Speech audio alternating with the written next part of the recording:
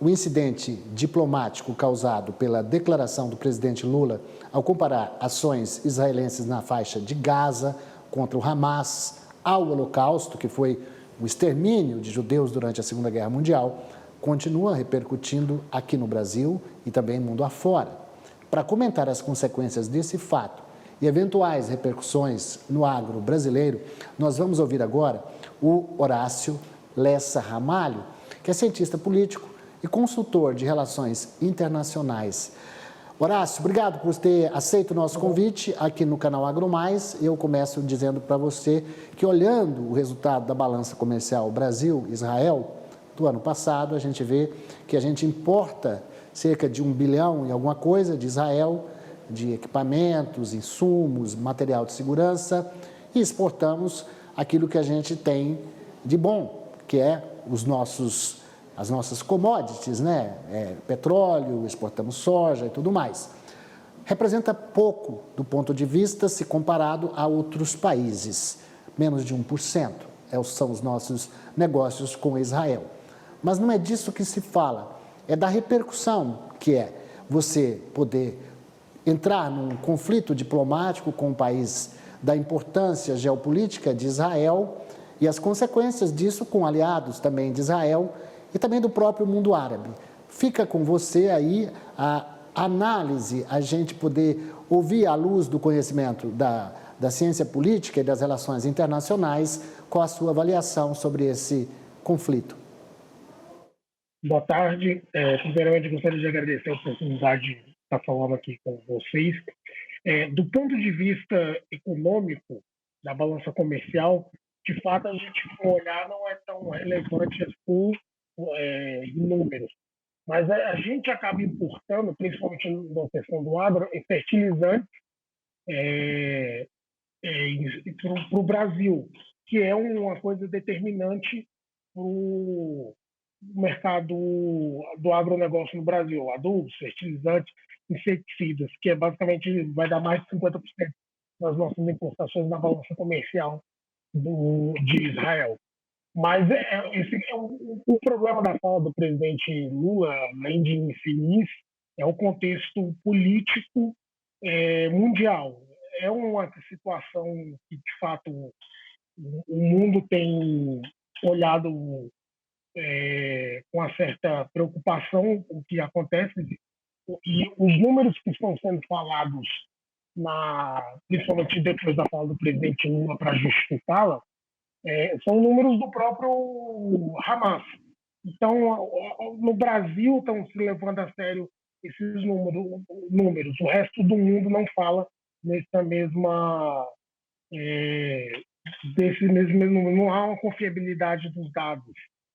Então, é preocupante a posição do Brasil. Não é a primeira vez que o presidente Lula comete uma infelicidade ou gafe, vai depender do ponto de vista de quem está observando mais, mas realmente é muito preocupante, principalmente na questão dos aliados. Os Estados Unidos é um grande aliado do Estado israelense e tem defendido, ontem mesmo na ONU, eles não votaram para não cessar fogo. E aí, isso, a política, o Brasil também sempre foi um país tradicionalmente de não se entrar em conflitos internacionais. Essa é a primeira vez que a gente acaba entrando num conflito tão grande. Horácio, a gente tem tido, durante esse período de conflito de agressões entre Israel e o povo palestino, o Hamas, momentos que o Brasil tem sido protagonista nos fóruns mundiais. A gente ocupou o Conselho de Segurança da ONU, a presidência do Conselho, durante a guerra Hamas-Israel. A gente está agora ocupando a liderança do G20, a presidência, no momento que continua esses conflitos com esse agravante das declarações do presidente Lula. E agora, daqui a uma semana, o presidente Lula estará na reunião dos países da América do Sul e Caribe para tratar da questão Venezuela e Guiana. Então, a gente está com todo mundo olhando, a gente está no foco das atenções, porque a posição do Brasil, ela é olhada como líder de um bloco da América do Sul. Nós temos Estados Unidos, Canadá, temos o Brasil aqui na América do Sul sozinho, isolado. Então, as nossas posições são importantes para a gente. Não é que nós vamos ir lá na Venezuela e tirar o governo de lá, ou nós vamos acabar com guerra mundo afora. Mas o que nós dissermos aqui, o que fizermos aqui, acaba servindo de exemplo para o mundo e para os nossos vizinhos.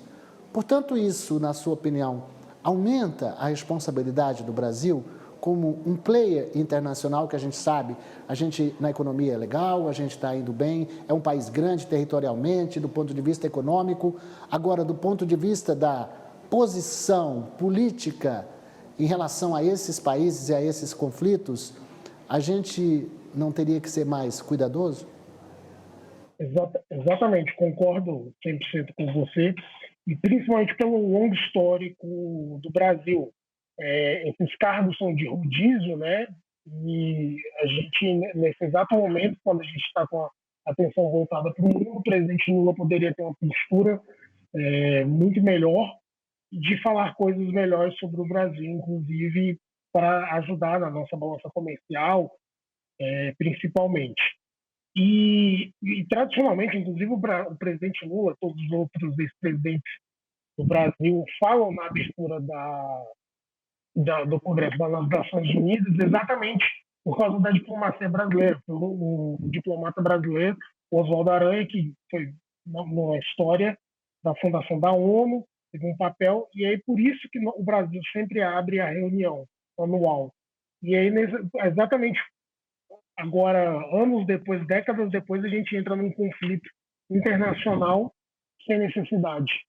E a postura do governo não voltar atrás é mais preocupante do que a própria fala do presidente.